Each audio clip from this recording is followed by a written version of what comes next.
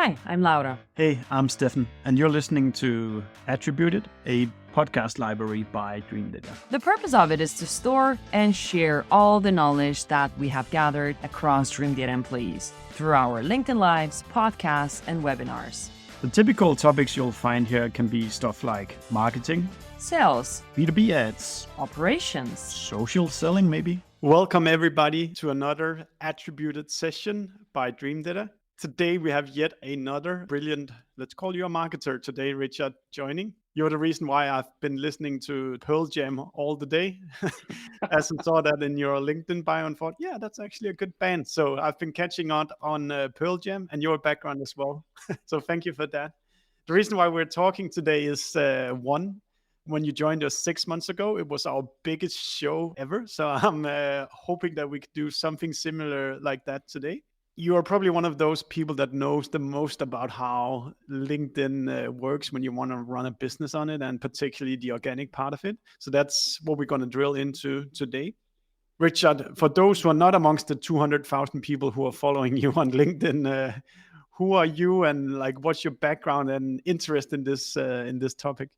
Well, first of all, thank you for having me again, Stefan. I do remember the session that I had with Laura, which was spectacular. It was such a great show, and I was very thrilled to hear that you had a lot of visitors, which is a good thing because, if you have a dream team and one stays and the other one is new, if we don't manage this expectation, it's probably your fault, not mine. So I'm like off the table. For those who don't know, I'm just kidding. For those who don't know me, my name is Richard van der Blom. I'm Dutch. I'm living in Spain for 6 years now. I have a sales background combined with marketing, and I started my own company back in 2009. That's where I started my entrepreneurial journey. One of the founders of Just Connecting, and with Just Connecting, we have a global operating training and consultancy agency 100% dedicated to the usage and leveraging LinkedIn as a platform for mainly sales marketing, but we also have clients when it comes to HR recruitment or employee advocacy. Super nice, Richard. Maybe the first question could just be kind of, what is the state of your company then today, right now? Because I imagine that's probably a good proxy for how LinkedIn is doing as well. I don't know if that's a good proxy. We are currently with 14 people, 8 different nationalities, because we also provide trainings in 7 native languages. So we have Spanish, German, French, English, Italian. Very soon we have Arabic, Dutch, but nobody speaks Dutch, so that's very easy. And it has been a very interesting ride because we started, as I told you, back in 2009. We were actually one of the first companies fully dedicated to LinkedIn. Back in the days, people were just signing up. Companies were like starting to notice LinkedIn, but there were very few companies that back then, 2010, already had a strategy. Like it was more like the individuals were using or signing up on LinkedIn, but the company that didn't have a marketing or sales strategy. So we grew bigger when it came to 2014, 2015. We also did some other social media platforms. So we did Facebook, we did X, we did Instagram and everything. And then we had some difficult years because there was like a lot of people delivering LinkedIn training or social media training. And we had some difficulties in positioning ourselves. So what we did, 2015 was the year that I decided to focus 100% on LinkedIn. So instead of being a generalist and now being a specialist. So some people left the company because they were more people that love to be in the Facebook, Instagram, those kind of platforms. And that really took off back in 2016 when actually companies started to find us and identify us as the specialists when it comes to, well, all related LinkedIn questions. So, and we have been doing ever since. So, yeah. Sounds like there's demand from all over the world now. And you probably chose a pretty good platform to build a business around.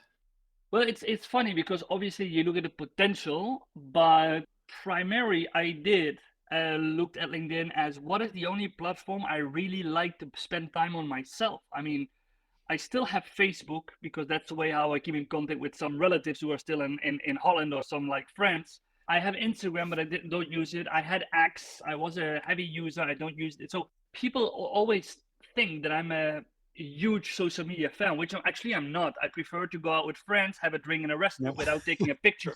But LinkedIn is the only platform I really like to spend time on because it's my business network. I can keep track of people that I met during the past years. I can see what's going on in my industry. And until a few months ago, it was also the platform that gave me a lot of organic reach. I mean, Yeah. it was spectacular. I had over 25 million views when it came from September 2022 to September 23. So that's amazing. Oh, and then that's probably a good cliffhanger to say something about. You said until recently you had a lot of reach. What is the state of the feed and the reach of posts at the moment? Well, I think like probably you've heard this and probably seen it. I actually posted this morning about it because I thought it was like relevant for also this show. We started to notice that organic reach became less and less starting last year, November already. Okay. And I have some contacts at LinkedIn. We do our own research, as you probably know. And we found out like, okay, LinkedIn needs to take away a bit of organic reach because there were new features. Like we had collaborative articles, AI made an introduction to the platform. Now they have started with a video feed, a TikTok video feed, and that reach, that literally that place in your feed needs to come from somewhere, no? So Yeah. we were all giving a bit of reach to make room. That was at least what we thought. And then since March this year, we saw a huge drop again. And now I saw like a lot of people were wondering like, where does this drop come from? No, and I fully understand. It's not about reach. Okay, it's you mentioned earlier that we had 1,000 viewers last year in February. Yeah. I personally I couldn't care if we only have 200 now, as long as the 200 are our target audience, your target audience, my target audience, and they really take value from it because. And that's the same for reach on LinkedIn. Okay, so yes, we are all losing reach. There are a few possible reasons because LinkedIn is not very eager to share things about the algorithm. A few possible reasons. At the same time, we all need to realize that maybe instead of complaining that the reach is down, and I sometimes complain because like it's my ego, or I've just spent like 3 hours on writing a report and it doesn't fly on LinkedIn, so I get frustrated as well. But when I think about it, I think we all should be really, really, really grateful for the reach we had over the past years, which was organically. And now LinkedIn is going a bit more into the direction that Facebook did a few years ago. Instagram did it 3 years ago, taking away organic reach and becoming more like, I don't know, a platform more in line with the other social networks. Is it because they want to monetize ads a bit more, or is it a shift in shifting types of content that work? I think actually there are a few things going on. So when you look at companies posting on LinkedIn, yes, they have a really hard time. I mean, organic company content is almost dead. It's really true. Last week, I had a session with the marketing department of a huge IT company. They have like 600,000 followers. And when they publish, their numbers normally are around 4,000 views. And they go like, how? If we have 600,000 followers, how do we average reach 4,000 viewers? So first thing I tell them, which makes them feel good, I say it's the algorithm, okay? It gives you a hard time. It will release your content to 1.5%, which means 600,000 followers. Yeah. You still will only get 9,000 possible views, no? And then second, because you produce shitty content. I mean, they didn't like that, but it was true. It was boring. It was very formal. It was very bottom of the funnel. So that's also a thing. When you look at individual profiles, a few things are really happening. So video is really boosted now. And that's something that LinkedIn has done in the past as well. As soon as they come up with a new feature, they tweak the algorithm in favor of the new feature. Okay. So they did that 4 years ago or 5 years ago. I can't remember when they started to have video as a possible ad campaign. Okay. They started to boost organic videos. So people and companies became aware of more videos and then, hey, why not do a video ad? Now they have the video like TikTok feed, okay, which is on mobile. And because they want to make people more acquainted, more comfortable with video, they push video. So that's what we see. And again, this reach needs to be like cannibalized from other formats. What I personally see is that, for example, carousel posts or document posts, you know, the slide decks, who have been top of all the formats over the last 3-4 years have really tanked when it comes to visibility. So I think on an individual profile, it's not necessarily the monetizing, but it's the change of preferred formats that LinkedIn wants us. Also, it's the introduction of AI, and that's, if people are listening, check out my post this morning. It's finally I have a post that is engaging really well because it's a topic that everybody interested. it's about having less reach. And I said, less reach is because more and more people turn completely to AI, to write posts, to write comments. Yeah. And I'm not a devil's advocate for AI. I mean, I love AI and it helps me to organize my head, to organize my content strategy. I use it for grammar control, and sometimes I turn to AI to have a stronger hook. Yeah. But whenever I publish a post on LinkedIn, you can guarantee that 95% of what is in the post I've written myself before I go to AI. Now, what's happening? Time is our most precious asset. So everybody's looking for shortcuts when it comes to content creation, when it comes to outreach. Salespeople, we train a lot of salespeople. They all go for shortcuts. Okay, I saw some the other day. I can't remember who posted it, but he posted 5 influencers who had posted pretty much the same post because they're just copying each other and they're just reposting it. Yeah. Exactly. So we're looking for templates. We're looking for content templates. Okay. And some of the people don't even adapt the content templates. I've never had more people in my feed that once were an alcoholic and now have 6-figure income. And I go like, that's impossible. You have exactly the same story. 4 years ago, I was an alcoholic. Now I earn a 6-figure income. It's literally copying the template and pretend you're somebody else. But you can also see it in comments. I mean, there is a huge rise in AI tools, also LinkedIn commenting tools, because a lot of people are convinced, me included, that publishing is one thing to become successful. But if you engage on the right relevant posts from your network, clients, peers, potential clients, and you add value, it brings you a lot more exposure often than your own post. So it's great to do active commenting. Again, people know that they need to comment. People feel they don't have the time. So what they do, they go to an AI commenting tool, they list their influencers or their clients, and they just go auto comment. And they just look like an idiot when they do these like random posts. I made a print screen. I didn't publish it because I needed to blur all the names because I don't want to name and shame. But I did a post on Saturday and I got a lot of comments. And then I had a lot of comments like underneath from different people all over the world. And they were built exactly the same. But I mean, so 3 words, a dot, my name, 5 words, exclamation mark, 3 words, a question. And I was like, and I had them in one screen and I saw them and they were all using exactly the same tool.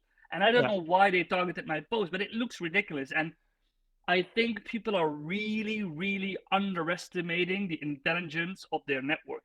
Because if you can feel that somebody's using AI to comment on your post to write, other people do the same with you. So it's. And do you know if LinkedIn is doing anything to crack down on these different kinds of plugins that people use to do these crappy comments? I don't know because it's very difficult because like every day, I think I have the idea that every day tens of new tools are launched. Yeah. Especially when it comes to AI, I do know that they now have a certificate or a like symbol. Yeah. If you have used a symbol that is completely AI generated, they put a symbol on your picture. And I know that they were working on a more or less same, it's not a symbol, but it's like a statement or a certification if you would have used 100% AI. It's not launched yet, and I doubt if that's possible, because if I write something and I change a few letters, is this now 100% AI written? Or so? But in short, to finish my story, it's because we all see this huge amount of crappy comments, huge amount of template posts, we see that people are actually less engaged. Real people, humans. And if we less engage on a post, that means eventually that our reach also becomes less and less. Yeah. So I think AI is actually harming the platform in a worse way than we think, because people are getting numb for your comments. People are getting numb for what they see in the feed because they know it's not humanly written. And I think that could be a potential risk for LinkedIn and for any creator as well. Very much. I'm just wondering, like, if, like just today at lunch, we were talking about like now universities, they have AI scanners for text. So I'm thinking that LinkedIn should be able to introduce something of this sort of posts that look like, if they're like 99% sure that this is an AI written post, maybe they don't want to give it as much reach as somebody who tailored it by hand. It's complicated from LinkedIn point of view because AI is possibly one of the biggest revenue models in the future for LinkedIn.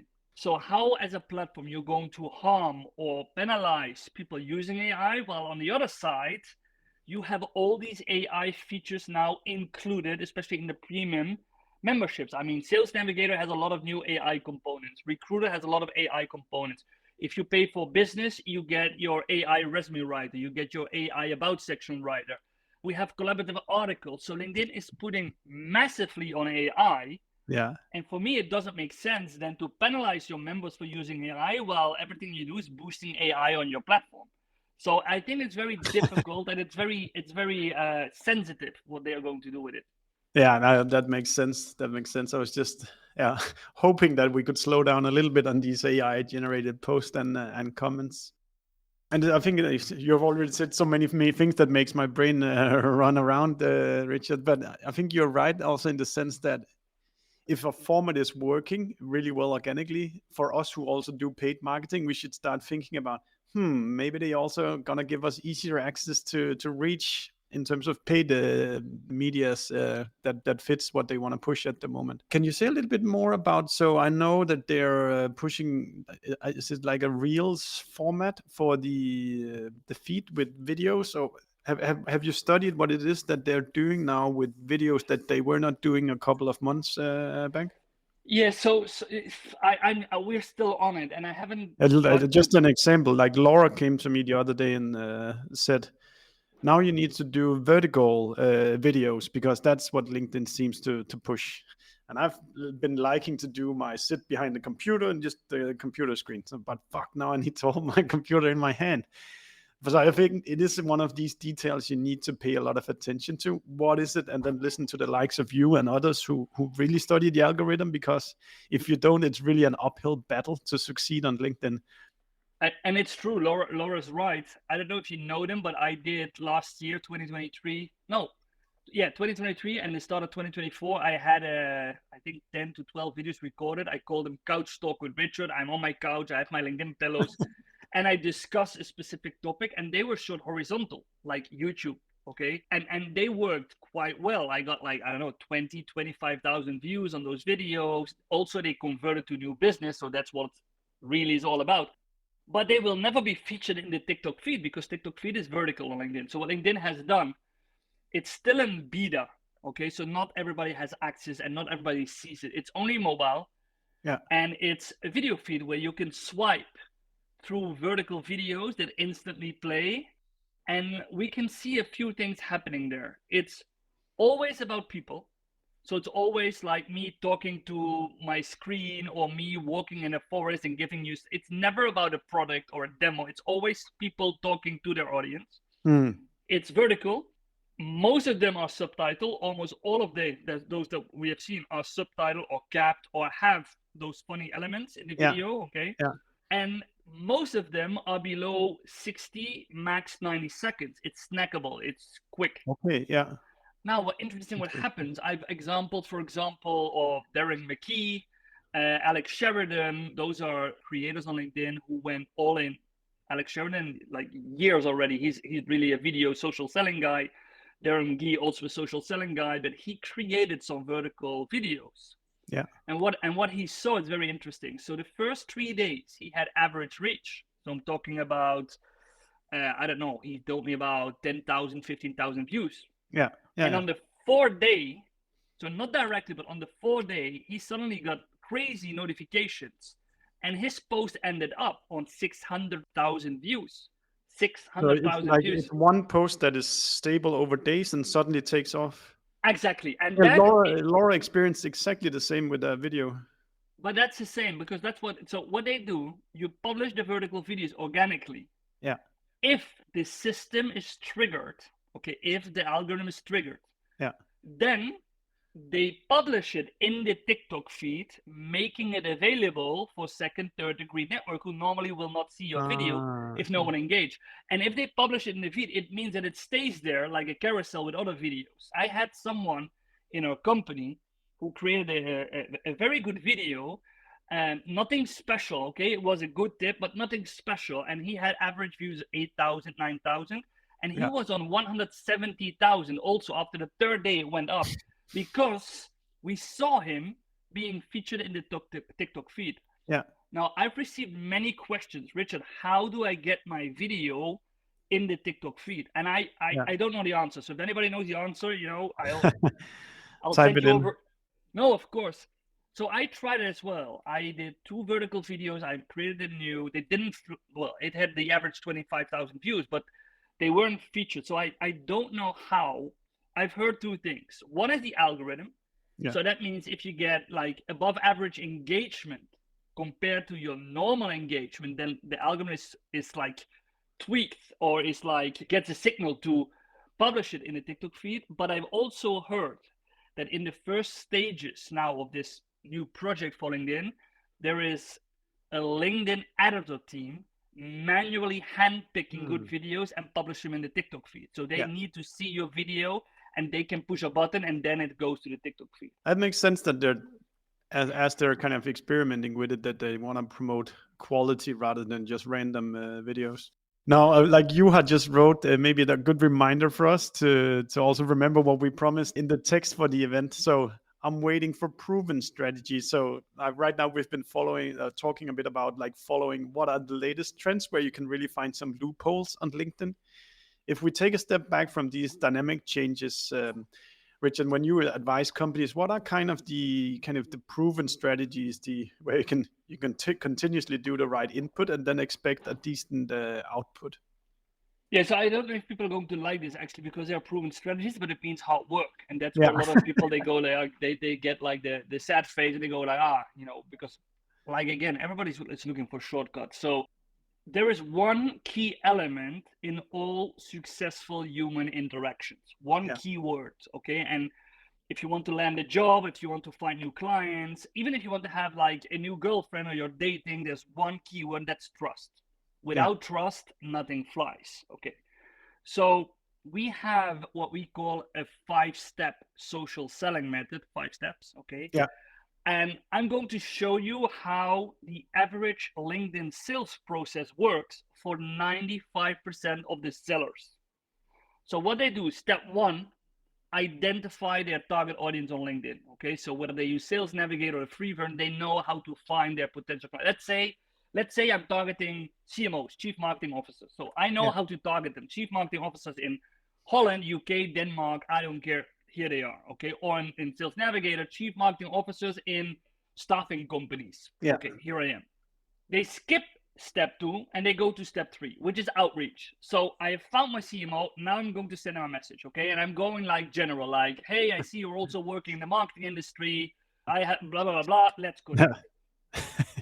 If the person makes the mistake to accept, then they skip step 4, they go to step 5, which is convert. So the next thing they do is, hey, Stefan, thank you for accepting my connection invite. I wonder when you have 15 minutes time, because we have a software that you need, blah, blah, blah, blah. We all know this. I get those, like, I'm not exaggerating. I get those about 10 times a day. Pitches or invites where I know, and sometimes I think the proof in the pudding, sometimes I accept them and I tell my colleagues, watch what happens. I'm going to accept this one and accept, and I can share within an hour. I say, look, and you get the pitch, because that's what people do. Identify, outreach, convert. Okay. Yeah. Now, step 2, very important, is engage. So what I do, let's see, I find 10 CMOs in the staffing industry. So what I need to do first, I need to put my name out a few times. I need to respond to their post if they are publishing, okay, and provide insights, leave relevant comments, so they have seen a few times my name. Often the question is, what do I do if my prospect, my potential, is not posting at all? Okay, next thing you should check, are they commenting? Because if they comment on post, you have found the content that they like, that they value. So now you can leave a comment on their comment, they will get notified, or in a later stage, you can refer to that post, say, hey, I saw your insightful comment on this post about the future of marketing. Yeah. I have the same, okay, so engage. I always tell my clients, you need to engage like at least 2 or 3 times. There is a bonus tip here, which can fasten the process, because normally I say, do this for 1 or 2 weeks, 2 or 3, before you do the 3rd step outreach. Yeah. If you want to see if somebody is ready to connect with you, the bonus tip is ask a question in your comments. So let's say I'm targeting you, Stefan. You Yeah. have just published a new post about Dream Data, and I'm going on and I say, well, Stefan, I totally agree with the three trends in modern software, but where do you think AI will bring us in the next year? So I'm asking you a question. Now, if you are going to respond to my question, so you posted, I commented with a question, and the author, my prospect, is commenting on answering my question, Yeah. here you have your conversion, because now I can go to your profile, I can send you an invite and say, following up on our comment exchange on your post from this morning, I thank you for your time. I would like to connect to see more of your posts. And you get a 90% acceptance rate because you refer to the comment, you refer to the person. So that's like a bonus tip to trigger your potential client in accepting faster. I think that's, I typically think about any kind of outbound as if people are not paying the entrance fee, which is studying who I am and then messaging me and utilizing what they have found out in the outreach, then I'm not accepting. And I think it's, I get outbounded quite a bit on phone as well. And the minute I can hear, I don't recognize the brand and they're not able to express what it is that they do, and they say nothing about me, then I know they have not paid the entrance fee. So I just hang up. Whereas the opposite is true, as you say. If they're on my radar, I can see that they're engaging, they understand what I do, then I'm also much more likely to listen to what they say once they reach out. Yeah, and you mentioned something that is even more important, because we started with the 5 steps, okay? But the 5 steps is much more successful if you have a very strong brand.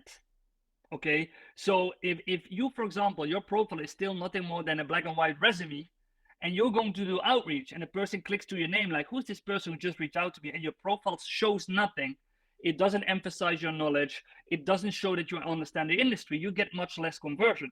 So people need to understand, whenever they say, like, why should I optimize my profile, why should I publish content, because it's part of your positioning towards your target audience. It will really strengthen your outreach. So identify, I just spoke about the engagement, then we do an outreach. Okay, I don't like the in-mails anymore, because people are trained, unfortunately, to ignore in-mails. Okay, when they see the bold in-mail, we go, no, somebody reaching out. So I rather send out a personalized connection request. If people accept, when people accept, and I'm currently at an 80% acceptance ratio from my target audience. Yes, but I have the brand, with all due respect. I do my engagement. So my outreach is about them. It's not about me. So I get about 80% acceptance request. So next step, and that's the 4th step, and that's the most important, build credibility and trust before you try to convert. And that's where it goes wrong. You accept the connection request and people start pitching. No, because if I accept your connection request, it doesn't mean I'm open to buy. And then we need to understand, how do we build credibility and trust?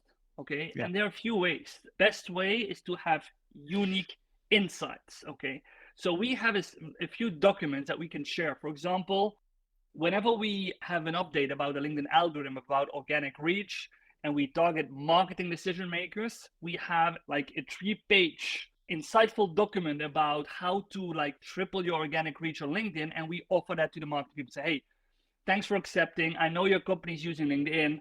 Please, to the ones responsible for your LinkedIn page, send them this document, because it will show you how to triple your engagement. And we don't ask anything. We just like, or for social sellers, we have a document where we say, hey, we have a document that has 8 tips to increase the successfulness of your outreach. Do you want me to send it? Just say yes, and I will send it to you. So you need that. Also, good triggers are invite for a webinar, invite for a conference that is free. People don't need to pay. They just can attend and get the value, but you need to offer unique insights. Then when people become responsive to that and they join your webinar, they join your conference, or they say, hey, yes, please send me over that document, I'm going to share it. Then now we are starting into a conversation. Now we start to get to know the client. And then there comes a moment where you can actually ask for their time to meet you on a video call. But like I said, 95% goes for the shortcut: identify, outreach, convert. And also, because a lot of companies, and that's for me, that's really, it really is staggering. how many corporate clients are enabling their sales force with automation tools where they can build a flow chart and the first 3 messages, it's not them, it's their bot writing outreach, a follow-up. And then they say, yes, but if the lead qualifies, then I take over. Mm. It's 3 times that That's your crappy. bot is speaking with your client. How many clients are you losing in the first? And they focus, yeah, but I got 6 meetings. Okay, you got 6 meetings. How many potential clients did you target? 500. Imagine. There's 2 things I feel like I would like to ask you, Richard. So one goes in the direction of, does the way you post depend on whether you, for example, are in marketing, where you're maybe trying to create awareness, versus as if you were a salesperson? Should you behave different, or is it the same play that you should be doing? And I think where I personally struggle is that I post a lot and get a lot of reach, but I don't often go in for the kill. So I I don't get that kind of, hey, you should actually come and do a demo with us or try our product. But if we start with does the way you behave on LinkedIn differ depending on your role? And then afterwards we can do kind of, how do you do to go the last mile after having built up all the credit? Firstly, the role. I often have a different insight, or maybe even sometimes a little fitty with marketeers when we talk about lead generation and LinkedIn. Okay, because a lot of marketers, they feel responsible, or they are being told by C-level, like, you need to generate leads. I have a very strong opinion about it. It's almost impossible from a company page. It's almost impossible because people don't follow company pages anymore. People don't engage with company pages in the same way as they do with individual posts. So I think let's just put teams, the company page aside and then but also but also marketeers, like, they should help, and that's a very important role, because we're always talking about alignment, marketing and sales, but there is really a big role on LinkedIn for marketing, and that's to increase visibility, establish thought leadership. Marketing can feature their thought leaders, their salespeople, as industry experts on the company page by creating posts together with them, or by highlighting the best performing posts of those thought leaders. And in doing so, they are talking to a much broader audience. Okay, so it's us to many. If we talk about sales, it's a completely different focus, because they need to move the prospects further down the funnel and convert them into meetings opportunities. So the focus here is targeted, specialized interactions aimed at building one-to-one relationships.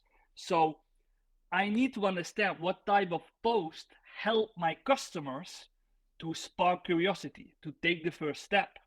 And that's always in collaboration with my profile, because often we think that our content strategy is the only strategy that will generate leads. It's not. It's your content strategy combined with the way how you build your profile. To give you an example, if your content strategy is spot on average, people will see 3 of your posts before they go to your profile to check you out. Like, okay, what is this guy doing and how can I benefit? What a lot of people do, for example, just one example on the profile, is that they put in the featured section, they highlight their most successful post, which from one point is understandable. But if you know that people see 3-4 pieces of your content, then go to your profile, it doesn't make sense to show them the same content there again, because that's what brought them to your profile in the first place.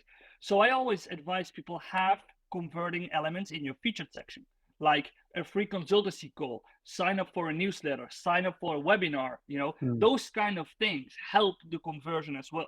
And another thing, I think a lot of people underestimate the synergy that you can create between different content pieces that you share. Because, for example, I see a lot of people only sharing educational content. I have a guy, I'm not going to put out his name, but he's an expert in email marketing. Okay, he's really good. And everything he does, every post, and he publishes, I think, 4 or 5 times a week, it's about how to get more subs for your email, how to convert. But he never explains to me or his audience what is it that he does in that process. What can you buy from him? How can he help you? So the only thing he does is educational. I also have people in my network who are very, very, like, they have a very high expertise and they're very knowledgeable. But the only thing they do is publish personal stories about their entrepreneurial journey. And I go like, yeah, okay, that's cool to humanize your brand.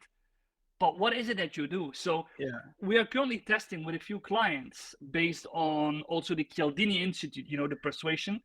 What type of content helps? And if you have, for example, an educational post where you provide tips, followed by a best practice, a case study, something that you have done for other clients, followed by a more strategical tip. So now I'm not talking about how to write 5 tips, how to write better posts. Now I'm talking about how to craft a converting content strategy. So this high level. And then I follow up that if you have these problems, then this is how we could help you to overcome these problems. So you have educational, case study, strategical, and then a converting piece of content. And this is what I can do for you. That's what I mean also with a synergy in between different content pieces instead of always doing the same repetitively. Yeah, I can maybe supplement that by first an experience as well. And I can definitely acknowledge also doing too many educational things without actually. So we see sometimes when we do like very product marketing specific stuff, like posting a screenshot or posting a boring video of us using the product. That doesn't give us the most reach, but that's what makes our DMs go off by a few people that actually says, that feature, I could actually use that feature. Can you please explain it to me? So you need to kind of you need to be working on the reach, but you should not forget to actually be very specific also sometimes about what you do. But that's spot on, because if you look, for example, at the 4 posts I just said, the educational post, the tip post will get the most likes, the most reach, because people love to get things for free. Insights for free is what we love, and we pay with engagement. Then you have the best practice, okay, which your buyers, your potential clients find very interesting, because now they can see what have you done with other company. Then you have the strategical tip to position yourself really as an expert, and then you have the converting piece of content. Now, this converting piece of content where I tell you, if this is your problem with LinkedIn lead generation, then we can help you by consultancy, by having a 7-module program. That post doesn't fly when it comes to reach, because people who are not ready to buy, they will not like. But that post scores the best when it comes to incoming invites, incoming direct messages, incoming emails, because that's where we actually help people to convert. So one of the things we always should bear in mind is that your most successful post when it comes to really lead generation, let me rephrase that. Your most successful posts in terms of reach are not your most successful post in terms of incoming leads. It's the other way around. Often the posts that get less reach convert more because they're more specifically written for the audience that is ready to buy. I completely agree. By the way, just a plug for if you haven't checked out Richard's LinkedIn bio lately, you'll see that this is put into action, all of it. There's no excuse for not doing a personalized outreach to you or not understanding what your company do or how to reach out and work with your company. So well done there. Go check out Richard's bio just to see inspiration for how specific you can actually be. I guess that's on purpose, right? And you can, you can also read about Pearl Jam, and you can read about Gin Tonic, and it's built also from a persuasive point of view where people, you need to trigger them, you need to hurt them. So I start with a pain point, then I start to introduce myself, not in a business way, but in a personal way, so people can resonate, and then I move to the challenges my clients have and how we can help them. So it's written in the same strategy. That makes a lot of sense.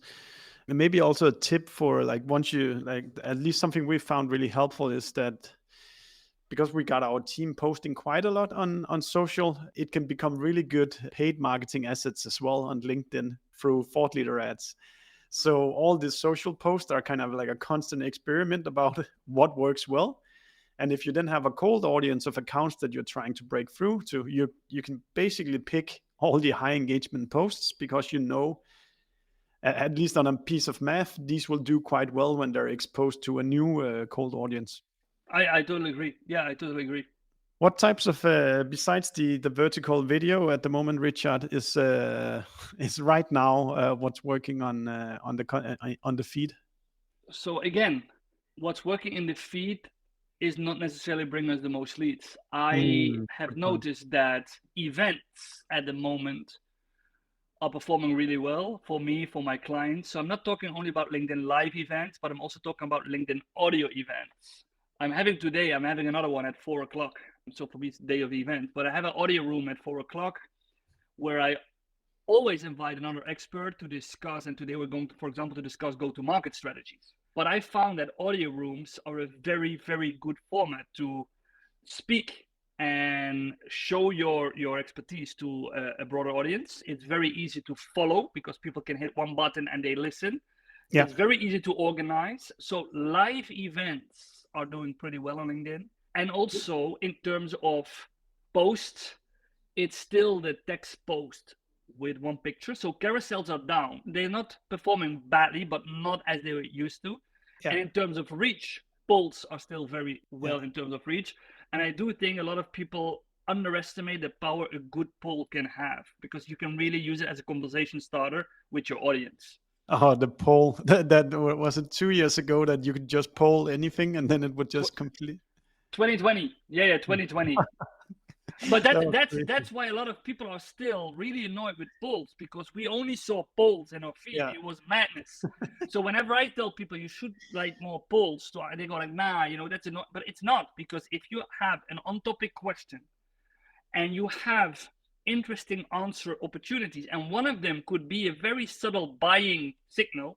Okay, so if I would make a poll, for example, where does your team struggle with LinkedIn lead generation? And then they say time, for example, or they say, for example, identifying clients. Or the last answer I put like having a consistent approach, okay, to put it in their daily routine. Yeah.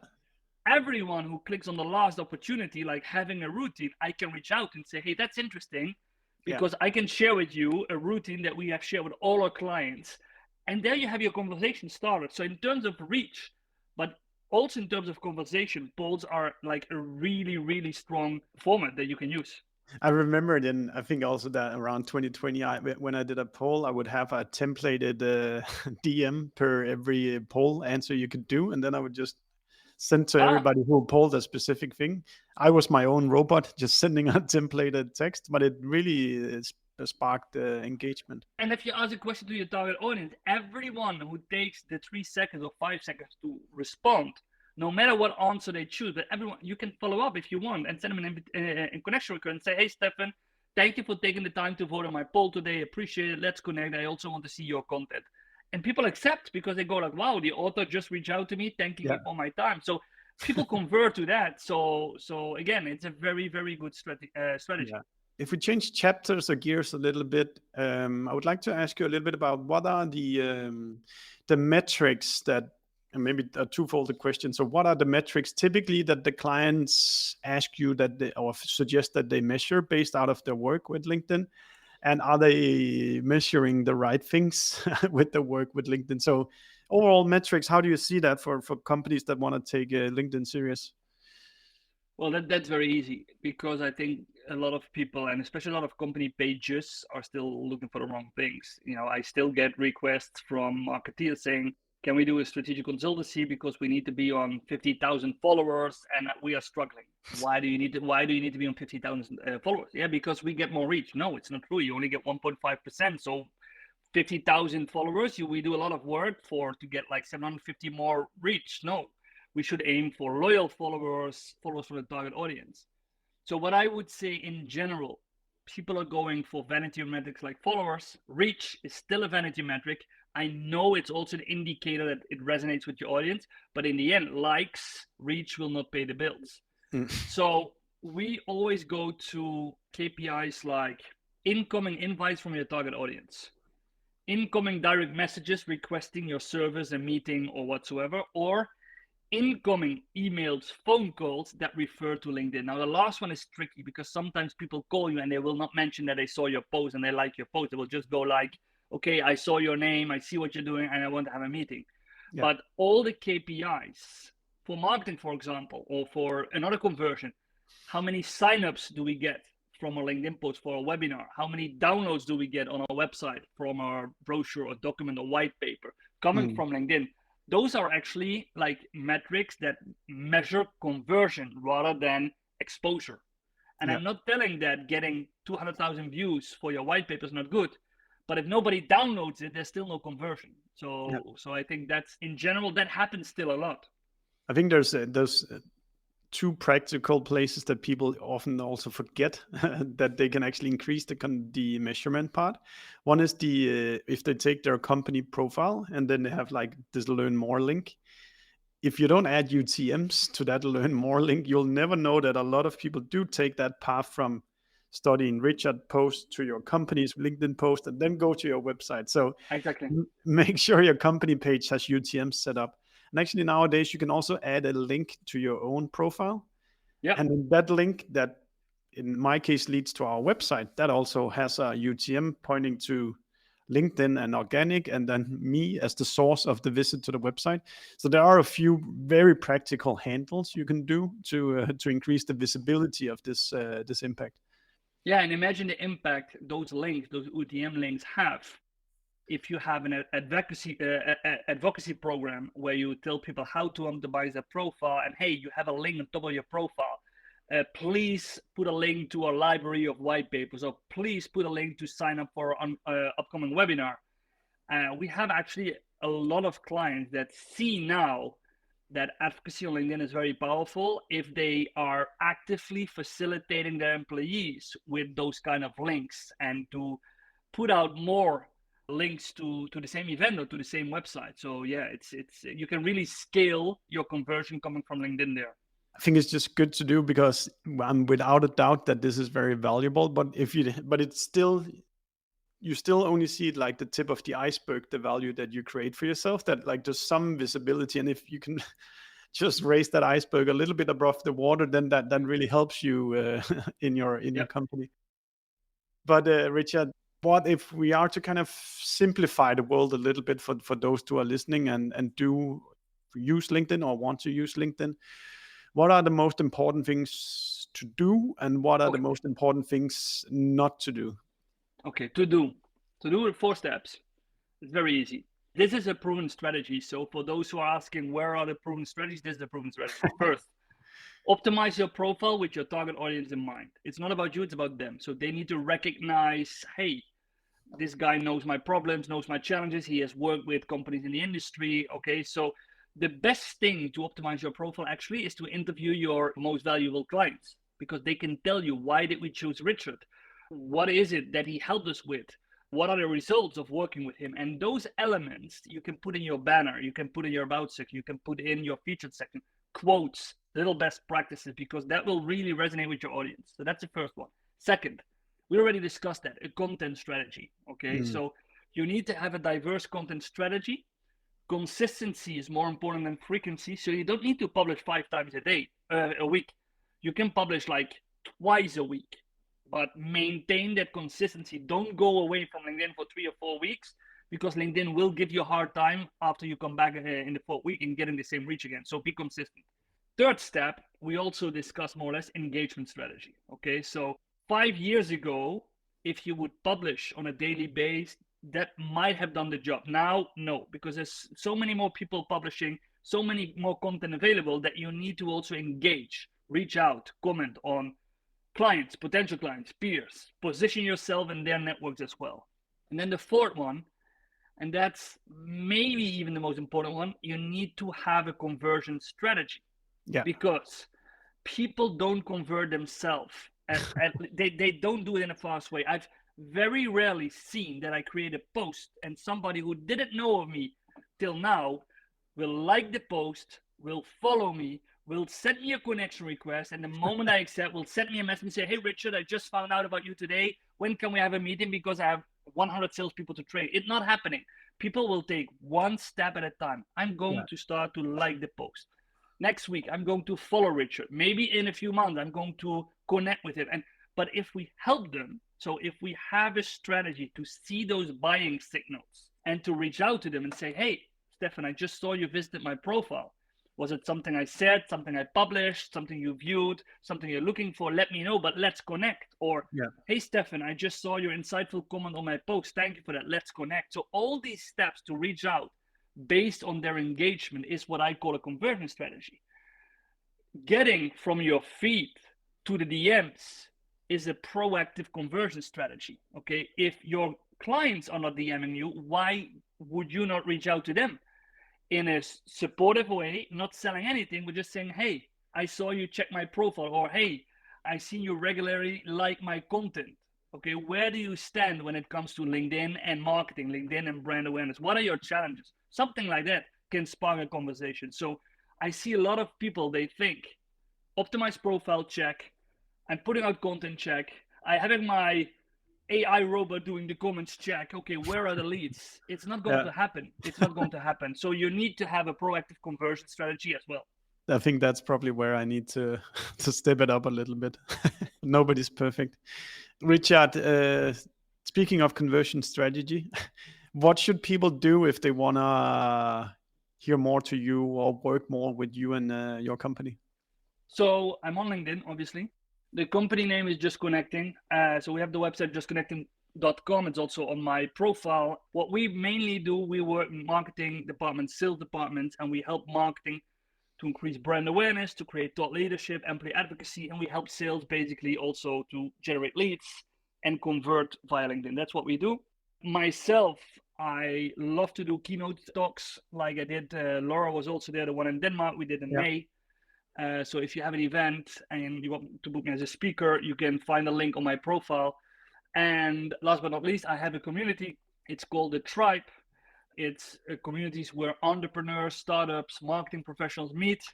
It's an annual subscription of €1,000. You get 25 masterclasses live a year and a library of 80 hours of the past 2 years, all the masterclasses. And we had some like really amazing speakers, a lot of value. But the best thing is that the network is really strengthening, that people, the community members are really like looking for opportunities together, and we try to grow together. So those are basically the 3 ways how people can work with me if they want. Super nice, Richard. I just want to end with saying that to people who are listening, if you liked this conversation with Richard, we have a full catalog of shows called Attributed. So if you go search for that in your podcast library, you'll find us. That's basically it. Thanks for joining, Richard. It was a big pleasure to learn a bit from you, and everybody who's listening, thank you so much. Bye. Thank you, Stefan. We hope you like listening to us. Subscribe to our podcast and the ones that we have been guests on. And if you have any feedback for us, just do let us know. And should there be a guest that you think we should be talking to, then pitch us. We're looking forward to seeing you.